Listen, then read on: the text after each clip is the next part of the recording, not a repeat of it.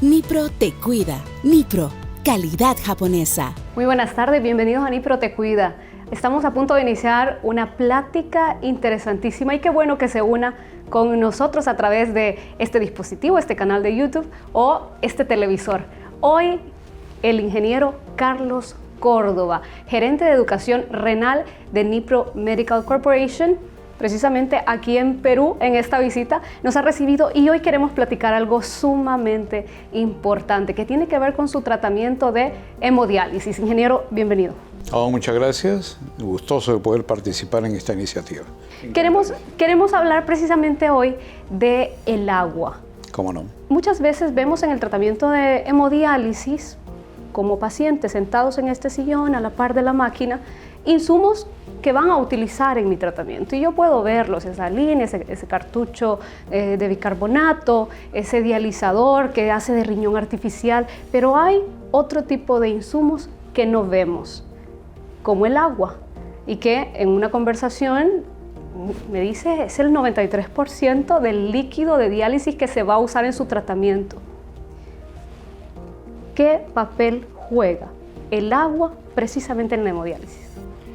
Bien, el agua forma parte del líquido de diálisis y el líquido de diálisis se conforma con tres elementos.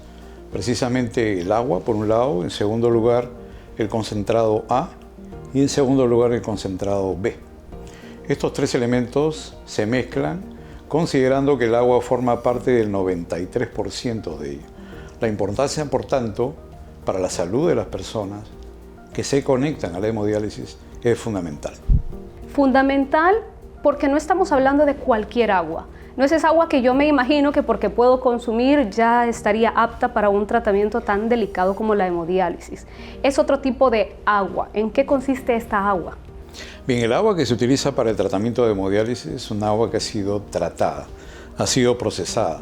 Se recibe de la red pública y luego es sometida a un tratamiento por parte de elementos filtrantes y un sistema que se llama ósmosis inversa, que producen agua pura en primer lugar. Esta agua pura se mezcla con el concentrado A y el B para formar el líquido de diálisis del cual estamos hablando. ¿Por qué le llamamos agua pura? ¿De qué hay que filtrarla y qué posible riesgo traería, por ejemplo, el agua que viene precisamente de la red pública y que se pudiese utilizar directamente conmigo? Correcto, es una pregunta fundamental. Hasta el momento es una especie de mito el hecho de decir que el agua o el líquido de diálisis toma contacto con la sangre del paciente. Y toma contacto. Voy a explicarme de manera directa.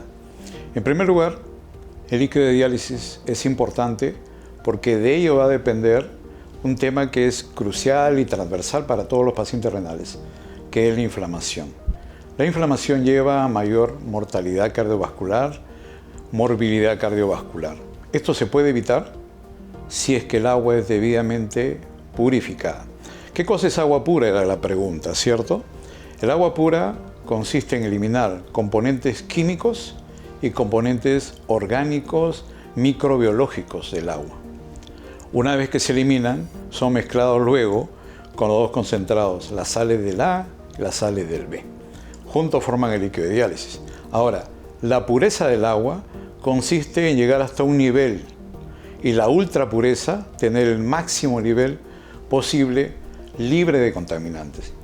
¿Qué es lo que se desea para el paciente contemporáneamente hablando? Que no haya contaminantes. Y en ese sentido, esta premisa está en la preocupación de que el líquido de diálisis ingresa en una cantidad que probablemente nunca se ha conversado, que es 12 litros por sesión de líquido de diálisis ingresan directamente a la sangre del paciente renal. Eso quiere decir, visto de otro punto de vista, que la red pública, lo que está entrando a la unidad de diálisis, en 10 minutos está en la sangre de todos los pacientes que se conectan a la máquina de diálisis. Y entonces eso quiere decir que ese proceso en el que el agua de la red pública atraviesa o ese tratamiento es fundamental para la calidad de diálisis que se da. Y si yo prolongo mi vida gracias a la hemodiálisis, está directamente relacionado con mi calidad de vida o esperanza de vida como paciente renal. Por supuesto que sí. Obviamente hay muchos estudios al respecto. Hay temas también todavía en controversia, en desarrollo, en análisis. Hay muchos estudios publicados en el sentido de que el agua ultrapura definitivamente mejora la calidad de vida del paciente. ¿Por qué? Porque disminuye la inflamación. Al disminuir la inflamación, disminuyen todas las complicaciones de mediano y largo plazo del paciente renal.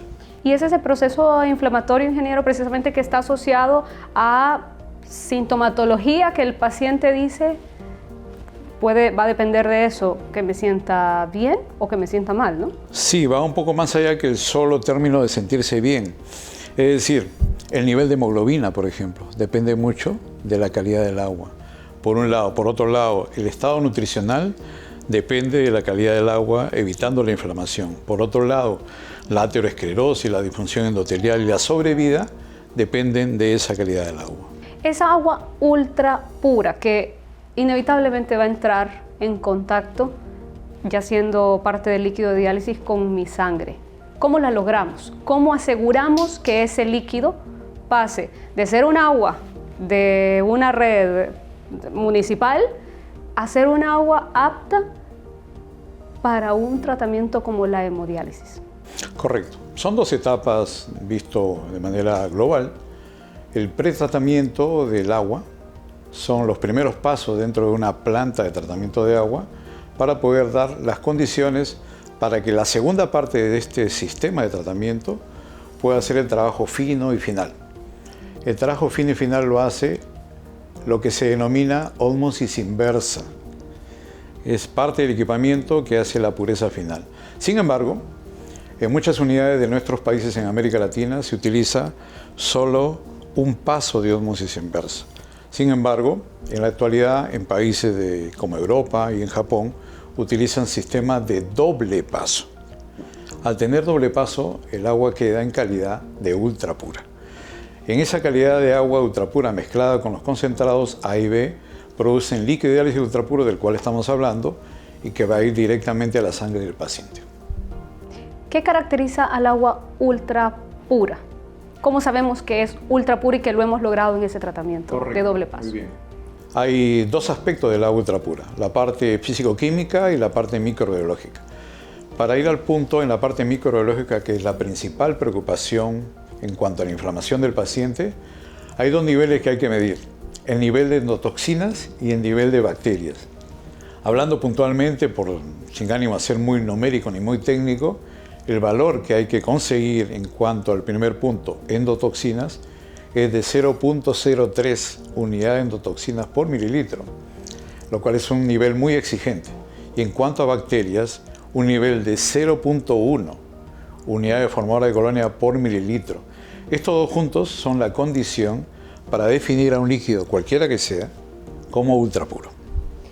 Creo que este momento es adecuado para que podamos llevar a través de una demostración a nuestros televidentes, a la gente que en este momento sigue esta conversación, cómo es que ese líquido de diálisis, que está conformado en 93% por agua después de este tratamiento, entra en contacto con la sangre. Muy bien, permítanme ahora explicarles entonces cómo es este fenómeno de la retrofiltración.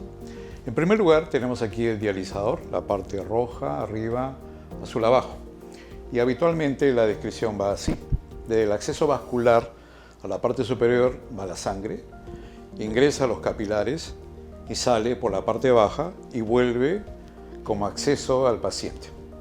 Esto es por un lado el flujo de líquido llamado flujo sanguíneo. Y por otro lado de esta parte viene el líquido de diálisis del cual hemos estado conversando. Entra por aquí, la parte baja, y va en sentido contrario al fluido sanguíneo, emergiendo por la parte superior. Lo que hay que visualizar en primer lugar es que dentro hay 10.000 elementos llamados capilares, 10.000 capilares. Para ser un poco más gráfico en ese sentido, permítanme mostrar esto. Estos son los 10.000 capilares. Acá se ven abiertos, ¿no es cierto? Y cuando ingresa la sangre por la parte superior, fluye por estos 10.000 capilares. Ahora, cada uno de estos capilares, tubos muy delgados, viene a ser un tubo poroso, como este, donde la sangre fluye de la parte superior a la inferior y el líquido de diálisis en sentido contrario rodeando completamente al capilar. Esta es la interacción entre sangre y líquido de diálisis. Ahora, si yo imaginariamente cortase el capilar, yo obtendría esta otra imagen, que nos permite explicar cómo es la interacción entre el líquido de diálisis y sangre. Si yo abro este tubo capilar con poros, tendría esto. Y esto, de este lado, donde está el tubo y orina, estaría el líquido de diálisis y yo estaría en el lado de la sangre. De mi lado, de la sangre, de aquí hacia afuera, a través de los poros de cada capilar, van a salir las toxinas urémicas, entre ellos urea, creatinina, vitamina B12, fosfato, inulina, beta-2-microglobulina, etcétera, etcétera. Y a la vez, por los mismos poros, va a emerger, va a salir el agua o líquido de exceso que trae el paciente. Sin embargo, cuando uno analiza o puede analizar la interacción entre las presiones, resulta que cuando ingresa la sangre por la parte superior, ingresa aproximadamente en 200 milímetros de mercurio. Atraviesa los capilares que son microondulados, tienen un diámetro muy pequeño y la densidad de la sangre hace que la presión de 200 arriba termine siendo 100 abajo. Hay una pérdida de presión. Y justamente en la parte baja es donde ingresa el líquido de diálisis. Y ese líquido de diálisis ingresa con 250 de presión, 250 milímetros de mercurio. Entonces, eso quiere decir que en cada capilar, en la parte baja, si yo tocase imaginariamente en la parte superior, encontraría una resistencia de 200 milímetros de mercurio y en la parte baja 100. Y justamente en la parte baja es donde ingresa el líquido de diálisis golpeando, presionando con una presión mayor. De tal manera que si yo lo veo abierto, entonces en la parte superior la sangre tiene 200 milímetros y en la parte baja tiene 100. Y justo donde es los 100 ingresa el líquido de diálisis con 250. Afuera 250 y adentro solo tengo una resistencia de 100. Obviamente el líquido de diálisis le va a ganar y se va a introducir en la sangre del paciente. Esto que acabo de explicar se llama retrofiltración y ocurre en todos los tratamientos de diálisis que están ocurriendo en este momento en el mundo. No hay forma de evitarlo. De tal manera que esto lleva dos componentes, uno positivo, uno bueno para el paciente y otro no tan bueno. ¿Por qué no tan bueno? Si ese líquido de diálisis que ingresa en cantidad de 8 hasta 12 litros llevase contaminantes, entonces esos contaminantes van a ir directamente a la sangre del paciente. Y eso es lo que desencadena el proceso inflamatorio de él, que lleva a la cadena el círculo negativo de la morbimortalidad cardiovascular.